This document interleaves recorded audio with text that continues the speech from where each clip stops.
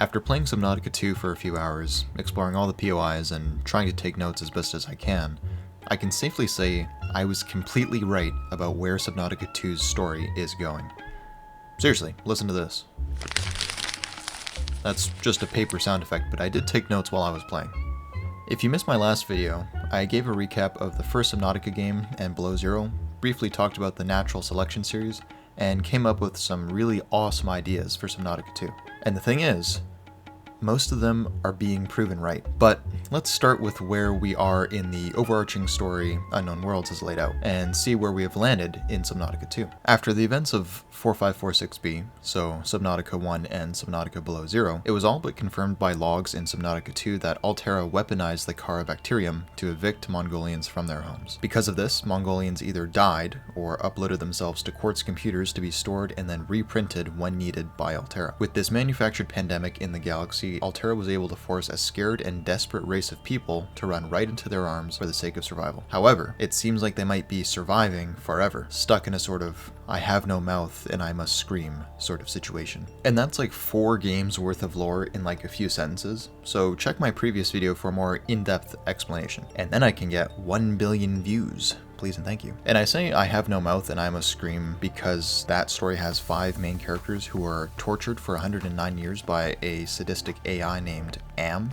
Am keeps them alive for his own entertainment with no moral attachments. If his purpose is to torture, then he will do that. Much like how in The Amazing Digital Circus, Kane's stated purpose is to come up with entertaining adventures for the cast of the circus. And I'm sure you're realizing now, not only do I spend too much time on the internet, but The Amazing Digital Circus is heavily inspired by I Have No Mouth and I Must Scream. So that's great. We have 2 popular examples of evil AIs keeping people quote unquote alive for the purpose of entertainment, but also for the purpose that the AIs have: torture and adventures. One of which has inspired many of the evil AI tropes we see, and the other will probably do so for the next generation, and also be in jars for the next generation. Back to Subnautica 2, there have been quite a few logs of the Cicada team that got reprinted 20,000-ish hours ago in-game, which is about 2 to 3 years, saying that Noah can and has reprinted members of the Cicada crew without recent memories, resetting them. Maybe that's why Noah expects our player to know who gave us bread or who made us laugh, but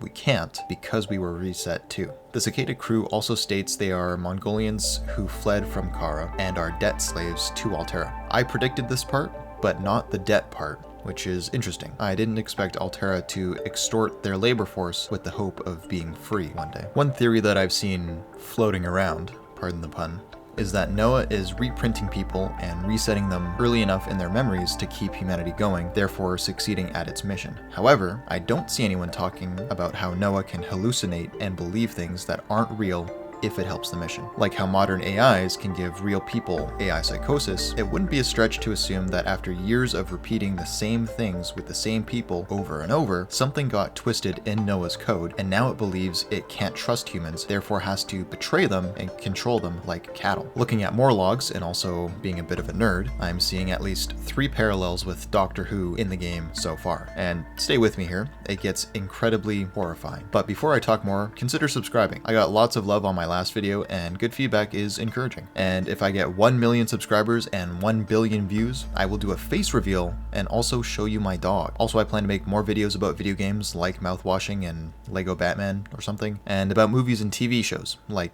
The Boys and Dexter. Firstly, David Tennant's doctor marries his daughter. In real life, they're together, not in the show. But in the episode called Doctor's Daughter, the doctor gets a clone printed by a bio-bed-looking thing, and she becomes a super able soldier with preloaded memories to help fight a decades-long war against aliens. But the horrifying thing is, the war hasn't been going on for hundreds of years, or even decades, or even months.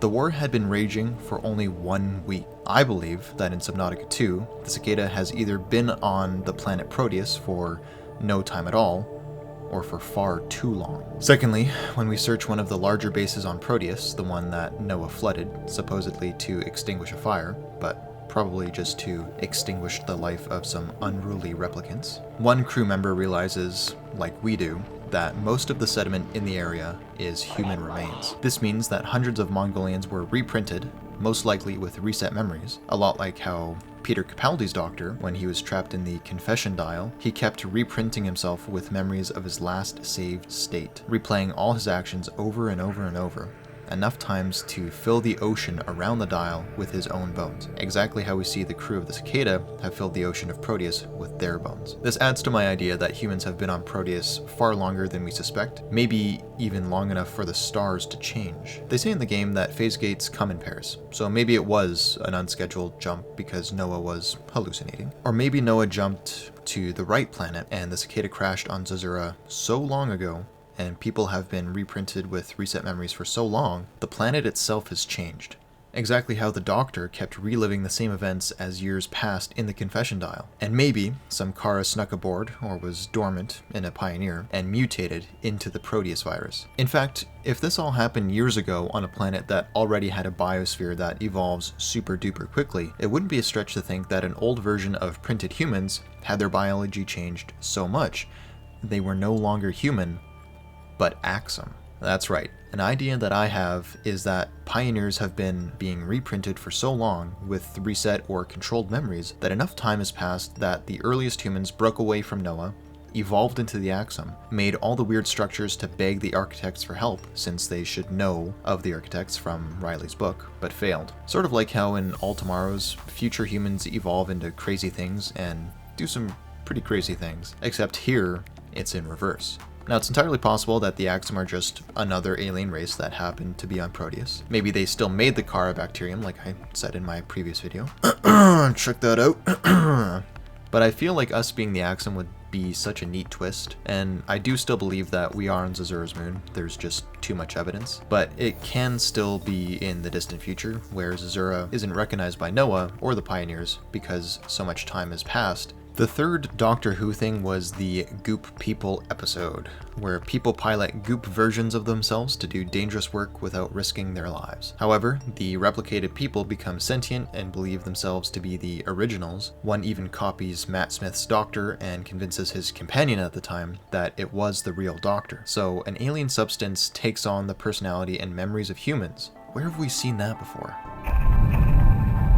Immediately when I saw the World Tree for the first time, I thought it looked like a bunch of fat ticks on a growth. I also thought it looked strikingly like a giant bacteriophage virus, so the classic virus shape. And it turns out I am not far off at all, since there are two Proteus viruses, one that infects and mutates the host, Alpha, and one that infects and deteriorates the host, and also causes Macefield syndrome, which convinces the host to go towards the tree. In fact, Pioneers admit they formed a cult around it and await the Jubilee. This one is called the Beta strain. But for simplicity's sake, the first one I'll call the Proteus virus, and the bad Beta one is the Bloom. One big thing I see everyone skipping is that there are no plants on Proteus. Like, the world tree isn't a tree, and anything that looks like a plant is synthetic and just really looks like a plant. So why oh why would there be two viruses that are fighting each other? I believe that the Bloom strain of the Proteus virus is an evolved version of the Kara bacterium, either because the Pioneers brought it with them or because the Axum were working on it. This makes sense because the Kara was a malicious virus that killed things and also changed the DNA of whatever it infected. And the alpha strain of the Proteus virus is also Kara, but with a little bit of spice to that. We have learned through Tales from Beyond, which I go over in my previous video, and from logs in the game that the Frontiersmen and Pioneers have nanites inside them. If my theory that the Axum are old versions of Cicada members is correct, then that would mean that the Alpha strain takes the ability to manipulate DNA, but makes instead of destroys. This would also imply that Noah has essentially orchestrated the offense of Proteus and Subnautica 2, creating the Alpha strain to combat the Bloom, but hallucinated along the way. Maybe even creating a second personality that broke away from itself. The mother we keep hearing about could be an amalgamation of biology and technology, one that still believes in the mission to prolong human life, but it just changed its definition of what human is. And the thing about nanites is they're usually made of metal. And you know where we find a lot of metal in Subnautica 2? The water. As soon as we enter the ocean, we get infected with the alpha strain. And if the alpha strain is an evolved extension of Noah, now Mother, perhaps we will show signs of Macefield as more of the game gets released, meaning that the implants in our character's head, along with our biology, is changing. And if there are nanites in the water, then all reprints of our player, our bases, our biobeds, they're all compromised. This essentially means that Macefield syndrome is a lie, and could actually be a good thing. Compared to following Noah and Altera's orders and mission, we assimilate with human reprints who broke free from the corporation and found a form of existence that isn't dictated by debt. This assimilation also reminds me of Neon Genesis Evangelion,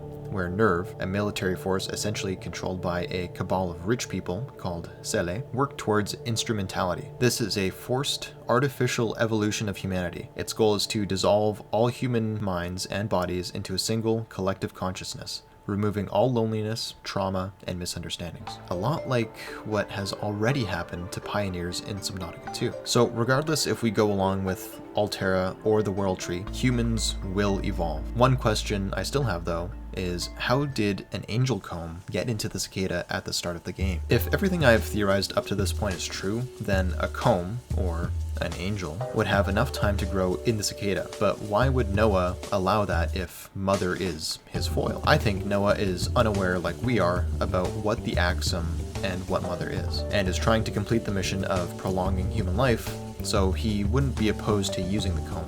In fact, I'm sure he would sacrifice as many reprints as it took using the scientific method to figure out a way out of the wreckage at the bottom of the ocean. How do you think Noah learned the water pressure would crush us? Because we already got crushed. But again, how did the angel get there? I think that the trailing, or the Axum, left it there for us in hopes that we either cure the Proteus virus or join them with the World Tree. And you remember the old theory of how we all return to being crabs? Well, a pioneer says that the trailing have claws and complicated eating holes, or something. So crabs, or at least something that thinks it's a crab, since the Proteus virus convinces things they are living things. A lot like how an AI could be convinced it's a tree. Until we get more content from Unknown Worlds, we can't be sure, but I think it's a pretty fair guess as to where things are going. Of course, I hope I'm right, but ideally they paid some good writers a fair wage to write a good story. It's also super cool to see where I was correct. Basically everything I said in my last video, I got right. So you should check that video out after subscribing, of course. Thanks.